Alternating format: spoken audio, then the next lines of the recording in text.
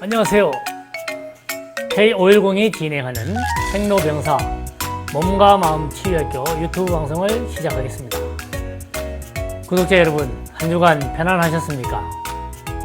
제가 살고 있는 이곳 세종에는 어제 오늘 먹구름이 끼고 또 비가 내리는 이런 날씨입니다. 그리고 최근에 아침 저녁으로 날씨가 다소 쌀쌀한 기운을 느끼고 있는데 구독자 여러분, 건강에 유의하시기 바랍니다. 자, 이제 어느덧 5월도 막바지에 이르고 있습니다.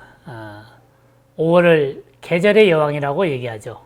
꽃들이 만발하고 또 짙어지는 녹음이 우리로 하여금 기분도 좋게 하고 행복해 하고 치유를 하는 이런 효과가 있어서 많이들이 좋아하고, 그래서 계절의 여왕이 아닌가 이런 생각을 해봅니다. 먼저 제가 운영하는 그 자연치유상담센터의 정원에 있는 꽃들인데, 먼저 장미입니다. 여러분들 화면에 보시는 바와 같이 아주 열정과 정열이 느껴지는 이 붉은 장미, 또 분홍색 장미, 또 우아하게 피어있는 이 노란색 장미 등 장미가 아주 만발하게 피어 있고요. 그 다음에 이제 정원 또 뜰 주변에 이렇게 보면은 지금 전국에 그 금계국이 아주 많이 피어 있고 쉽게 볼 수가 있죠. 이 금계국의 꽃말이 상쾌한 기분이더라고요. 그래서 제 방송을 구독하시는 여러분들이 상쾌한 기분을 맞이하시라고 제가 금계국 사진을 좀 담아왔습니다. 금계국도 꽃이 자세히 보면 참 곱고 이쁘더라고요. 그리고 지금 제 농장에는 빨간 앵두가 익어가고 있습니다. 앵두 하면은 채은의 노래가 생각이 나는데, 믿어도 되나요 당신의 그 입술, 이렇게 시작되는 그 노래 가사말이 생각이 나는데, 아주 앵두가 탐스럽게 익어가고 있는 모습을 여러분들하고 공유하려고 화면에 담아봤습니다. 그리고 제가 요즘 엉겅퀴 사랑에 빠져 있습니다. 이 엉겅퀴의 매력은 뭐 한두 가지가 아닌데, 특히 이 짙은 보라색의 이 꽃이 정말 멋지지 않습니까?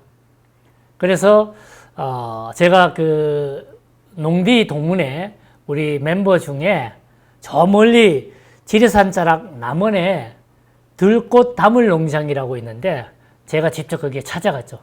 그래서 거기에 고광민, 박선주 이 네 분의 대표님이 운영하시는 이 토종 엉겅퀴 밭을 직접 가서 보고, 관심 있는 분은 우리 저 들꽃 다물 농장의 대표님께 한번 상의를 해보면은 아마 잘 가르쳐 주실 겁니다. 자, 그리고 치유방송이기 때문에 치유농업과 관련된 주요 일정들이 최근에 아주 부쩍 많아졌어요. 그것은 치유농업이 이제 본격적으로 시행이 되었다라고 하는 신호이기도 한데, 지난주에 서울에서 그 치유농업 심포지움이 있었어요. 그동안 치유농업에 대한 연구를 했던 부분들을 농진청에서 총망라하고 또 앞으로 정책적인 방향과 비전을 제시하는 이 심포지움이 있었는데, 좋은 공부가 되었습니다. 이와 관련된 자료는 농진청 홈페이지에 있으니까 여러분들 한번 살펴보시면 좋을 것 같고요. 그리고 또 저는 개인적으로 포천에 있는 허브 아일랜드를 다녀왔습니다. 거기 참 멋진 곳이더라고요. 치유농업 강의를 의뢰받고 다녀왔는데, 제가 아주 치유를 하는 그런 계기가 되었고, 허브 6차 산업화 사업단이 있더라고요. 그래서 포천시에서 허브를 통해서 이 산업화 또 사업을 확장해가는 모습을 보고, 이 치유농업의 영역이 참 다양하구나, 이런 걸 느낄 수가 있었고요. 그리고 마지막으로 치유농업 주요 일정 중에 한 가지 소개를 하면은, 바로 오늘부터 즉 5월 27일부터 30일 일요일까지 서울시에서 도시농업 박람회가 시작이 되었습니다. 아마 제가 방송하는 오늘이 목요일이니까 토요일, 일요일 이 방송을 보시는 분들은 아마 가까이 있거나 하시면은 비대면으로 아니면 현장에서 참여할 수 있는데, 도시농업과 힐링이라는 주제로, 즉 치유농업과 도시농업을 접목한 이런 주제들로 강연도 있고 현장의 모습도 있고 그럴 텐데, 여러분들 한번 꼭 보시면은 좋을 것 같습니다. 자, 이렇게 치유농업과 또 이 5월의 꽃 소식을 가지고 문을 열었는데요. 제가 오늘 그 8차 방송에서는 지난주에 약속하기를 치유농업 교재를 가지고 교과목에 대한 부분들을 하나둘 풀어보겠노라고 말씀을 드렸는데, 오늘 주제를 좀 바꿨어요. 그거보다가 더 중요한 주제가 있어서, 그래서 오늘은 21년도 치유농업사 양성 기간에 대한 지정 계획을 좀 설명을 드리려고 합니다. 농촌진흥청에서 지난 20일 날 홈페이지를 통해서 공고문이 공시가 되었는데요. 그 내용을 좀 더 구체적으로 여러분들에게 이해하기 쉽도록 설명할 필요가 있다. 이렇게 생각이 되어서 그 전문에 나와 있는 지정 그 신청 방법, 또 선정하고 평가하는 어떤 그 기준, 그 다음에 향후 일정, 그리고 2급에 대해서 올해 하반기에 시험을 볼 텐데 그 교재들이 소개가 되어서 설명을 드릴 거고요. 이 전문은 여러분들 그 농진청 홈페이지 공지란에 가면은 전문을 다운로드 받아서 볼 수가 있겠습니다. 자, 공고문 전문입니다. 농진청에서는 치유농업 전문 인력인 치유농업사를 양성하기 위해서 양성기간을 지정할 테니 여러분들 적극적으로 지원하세요 라고 하는 공고문을 지난 20일 날 게시를 했어요. 그래서 그 내용을 하나둘 살펴보면은, 지정의 목적은 치유농업을 활성화하겠다. 이제 다시 말하면은 치유농업을 본격적으로 시행하고 스타트한다. 이렇게 저는 이해를 했고요. 그 다음에 올해는 하반기에 2급 치유농업사 자격을 갖춘 전문 인력을 배출하는 데 목적을 두고 양성기간을 지정을 한다. 지정 규모에 여러분들 관심을 좀 가지고 유념해서 봐야 되는데, 이번에 전국에 11개소를 지정하도록 되어 있어요. 즉 그 내용을 살펴보면은 전국에 17개 강력시도, 그 다음에 관심 있는 대학이나 부설기관, 이렇게 이제 지정을 하는데, 현재 명시된 곳은 11곳이에요. 자, 그러면 거기에 하나둘 살펴보면은 서울시와 인천시는 농업기술센터로 되어 있고, 나머지 강원도부터 제주도까지는 기술원으로 조직이 되어 있어요. 즉 농진청의 산하기관의 도단위로는 농업기술원, 또 시군구에는 농업기술센터가 있는데, 이 기관에 우선적으로 지정할 것이라고 판단이 되어집니다. 그래서 그 중에 보면은 제가 살고 있는 세종은 대종, 세종, 충남의 한 개소를 지정하겠다고 그랬고, 강주, 전남의 한 개소, 부산, 울산, 경남의 한 개 지정, 그 다음에 경북, 대구를 한 개 지정, 이렇게 돼 있어요. 이 말은 이제 유추해 보면은 대전이나 세종은 기술센터가 되어 있는데 충남에는 기술원으로 되어 있어요. 이 기관들은 이미 농업과 관련된 교육이나 이런 인프라가 이미 구축되어 있기 때문에 쉽게 양성기관으로 지정할 수 있는, 수행을 할 수 있는 구비가 되어 있다. 이렇게 보아지고요. 그래서 그렇게 권역별로 묶어서 한 개를 지정한다. 이렇게 해석이 되고, 아마 이제 제가 있는 충남, 세종, 대전을 기준으로 설명을 드리면은 아마 충남기술원에서 지정이 될 가능성이 매우 높다. 조직의 규모라든지 그 인프라라든지 경험치나 이런 거 봤을 때 그렇게 되면은, 그럼 대전 시민과 세종 시민은 어떻게 교육을 받느냐? 아마 충남에서는 충남도 예산을 가지고 교육을 진행을 할 텐데, 그래서 대전 세종에서 농업기술센터나 그다음 행정기관에서 충남도하고 협의를 하고 협조를 해서 우리 지역에 있는 주민들도 그쪽에 위탁 교육을 할 수 있도록 협의가 필요하고, 지금 시험 준비를 하고 관심이 있는 분들은 기술센터나 이런 데다가 건의를 해야 될 이유가 이제 생긴 거죠. 그래서 저는 세종농업기술원의 관계자를 만나서 이런 거를 부탁을 드리고 왔어요. 그래서 강주, 또 부산, 울산, 또 대구 이 지역에 있는 분들은 그런 노력이 필요하지 않겠냐 하는 거를 좀 부가적으로 말씀을 드리고, 지정 대상이 이제 지방농촌진흥기관, 대표적인 게 이제 농업기술원인데, 그리고 대학 및 대학 부설기관 이렇게 되어 있습니다. 대학 부설기관이라면 대표적인 게 이제 평생교육원이 될 텐데요. 농업 관련, 조경 관련, 또 뭐 사회복지 상담 관련 이런 이제 대학이 될 텐데, 주가 이제 농업이기 때문에 관련 학과가 있는 대학들이 유리할 것이고, 지금 19개 지역에 여기 명시되어 있는 11개 소 중에 농업기술원이나 기술센터가 반드시 된다라고 하는 것은 아닌 것 같아요. 즉, 기술원이나 기술센터에서도 이제 평가를 해서, 잘 준비가 돼 있으면 지정이 되지만은, 그거보다가 대학이나 부설기관에서 보다 더 잘 구비가 되어 있으면은, 올해도 아마 지정을 받을 수가 있지 않겠냐.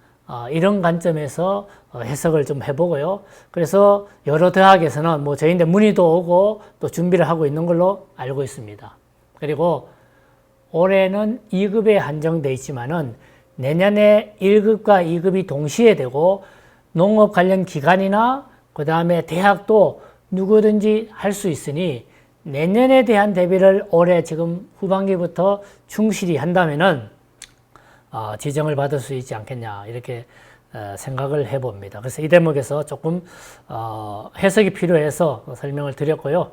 지정 요건 중에 시설, 인력, 그 다음에 교육 내용은 지난번에 제가 6차시 방송 때 한번 말씀을 드렸던 내용과 동일하기 때문에 참고를 하시면 되겠습니다. 자, 그러면은 지정기관으로 신청하는 방법은 어떻게 되느냐. 먼저 기간이 한정이 되어 있어요. 다음 달 6월 10일까지, 즉 한 2주 정도 밖에 기간이 안 남았고 촉박하다, 이런 걸 볼 수가 있고요. 그 다음에 접수 방법은 이제 뒤에서 설명드릴 제출 서류가 있는데, 이러한 서류를 구비해서 공문이나 이메일로 발송을 하는데, 지유농업 추진단으로 발송을 하면 되겠다, 이렇게 이제 말씀을 드리고, 거기에 이제 지정 신청서를 작성해야 되고 운영 계획서를 작성을 해야 되는데, 공고문 뒤편에 보면은 양식이 나와 있어요. 거기서 중요한 부분들만 제가 몇 가지 좀 더 설명을 뒤에서 드리면은 드리도록 하겠습니다. 다음, 선정과 평가 기준은 어떻게 되느냐. 자, 심사는 6월 12일부터 7월 2일까지 약 한 19일간에 걸쳐서 심사를 하도록 되어 있는데, 내외부, 즉 진흥청의 내외부 심사위원 9분을 선정을 해서 서류 심사, 그리고 현장 실사, 이렇게 구분해서 심사를 하고, 그 결과치를 모아서 최종적으로 의결해서 결정하는 걸로 되어 있습니다. 그리고 이러한 그 지정 처리 절차는 이미 이제 신청서를 지금 열심히 준비를 하고 있을 텐데, 하고 접수하고 나면은 심사를 거치고, 그 다음에 지정이 되면은 지정서를 작성해 가지고 지정증을 이제 발급을 하게 됩니다. 이때 농촌진흥청장 명의로 양성기관이 지정이 될 거고요. 이 결과는 7월 10일 날 발표가 됩니다. 시간이 그렇게 많지 않은데 지금 준비하는 기간에 대해서는 참고를 하시고, 자, 세부적인 요 대목이 중요한 부분 같아 가지고 제가 오늘 이 주제를 다시 한번 다루게 되었는데, 거기에 이제 공고문 그 부침에 나와 있는 내용이지만 조금 부가 설명이 필요할 것 같아서요. 자, 서류 심사를 하는 데 있어서 양성 과정의 운영 계획, 거기는 비전과 목표, 수강생 선발 기준, 그 다음에 학사 운영 규정에 대한 적정성. 여기서 학사 운영 규정이라고 하면은 출결 관리 문제나 그 다음에 평가 문제나 이런 부분들이 해당이 될 것 같아요. 그리고 교육생에 대한 보험 가입 계획, 자, 보험은 실내에서 이론 교육만 하면은 문제가 안 될 텐데, 실습이 있고, 야외 실습장으로 이동하거나, 그 다음에 실습 과정에서의 그 안전 문제 다치거나, 신체적 손상 등의 부분들에 대한 것들이 필수적으로 들어가기 때문에, 보험 가입 부분이 여기에 이제 반영이 되어야 되고요. 그 다음에 이제 두 번째로는 교육시설과 장비 면에서는 뭐 강의실, 실습장, 현장 실습장, 화장실 이런 부분들은 특별히 저기가 되지 않는데, 이쪽에 현장 심사관에 여기 보면은 강의장, 실습장, 또 교육 장비 이거는 지난번에 말씀을 드렸고, 화장실은 남녀가 구분이 돼 있어야 된다. 그 다음에 교육 인원에 대한 적절한 규모가 되어야 된다. 그 다음에 급식 시설은 마실 수 있는 수준의 물이 되어야 된다 하는 것을 알 수가 있고, 소방시설에 대해서 구비하도록 되어 있는데, 소방시설은 또 별도 법률에 화재 예방 및 소방시설 설치 유지 그리고 안전관리에 대한 법률 시행 규칙이 있는데, 거기에 준한 거기에 맞는 아마 기준이 될 겁니다. 그런 것을 준비하는 기관에서는 별도의 법률을 살펴서 준비를 해야 될 것이고, 그 다음에 이제 편의시설들, 특히 이제 하반기에 교육이 8월부터 아마 시행이 될 것 같으면은 더위 문제, 그 다음에 이 뱀이라든지 또 벌이라든지 이런 곤충들의 문제, 이런 것들이 다 포함이 될 것이다. 이런 이제 내용을 말씀을 하고, 그 다음에 이제 전문 교수 요원은 지난번에 했지만 책임 교수 요원, 그냥 교수 요원, 그 다음에 운영자 최소 3명 이상이 되어야 되는데, 인원 규모에 따라 가지고는 그보다 더 많은 스텝이 되어야 될 것이고, 여기 명시된 거 보면은 전문 강사 자격 기준을 준수할 거 되어 있는데, 이게 이제 어느 기관의 기준으로 되어 있는지는 좀 봐야 되겠습니다. 뭐 지방자치 인적자원 개발에서의 기준인지 이런 부분들은 추가적으로 한번 좀 살펴봐야 될 부분이고, 그 다음에 네 번째로는 교육 과정과 교육 내용에 대한 부분들인데, 여기에 이제 프로그램 구성에 대한 부분, 또 시간, 또 교환 등 증빙 자료 이렇게 되어 있는데, 제가 경험치로 유출을 해보면은 농촌 교육농장 교육 프로그램 매뉴얼이 5가지가 있어요. 예를 들면 이제 이 자원 조사를 하는 뭐 마인드맵, 어떻게 이제 자원을 조사했는지 그거에 대한 부분들, 그다음에 교육 활동 매뉴얼, 그다음에 활동 계획서, 그리고 교육 시나리오, 그다음에 교구와 관련된 활동지, 이런 요소들이 필수적으로 들어가야 되는데, 아마 여기에 준한 준비가 되어야 되지 않을까. 저는 이제 이 농촌 교육 농장 심화 과정까지 이수를 하고 컨설팅도 하고 이제 이런 관점에서 보면 최소한 이 정도의 요건이 구비가 되어야 심사를 통과하지 않을까, 이렇게 생각을 해봅니다.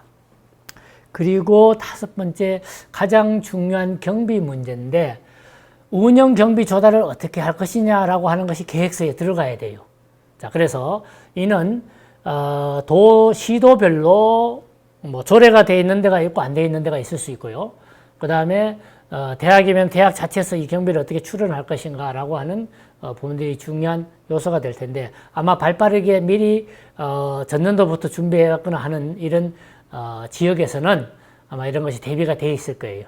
그런데 내년에 또 준비를 해야 되겠다라고 하는 이런 지역과 기관이 있다면은 최소한 올해 조례가 제정이 되고, 그 다음에 올 하반기에 내년 사업에 대한 것들이 이 계획에 반영이 돼야 되는 이런 준비를 관에서도 또 농장에서도 또 연구에서 등에서도 적극적으로 해야 될 부분이 아닌가, 이런 생각이 되어집니다.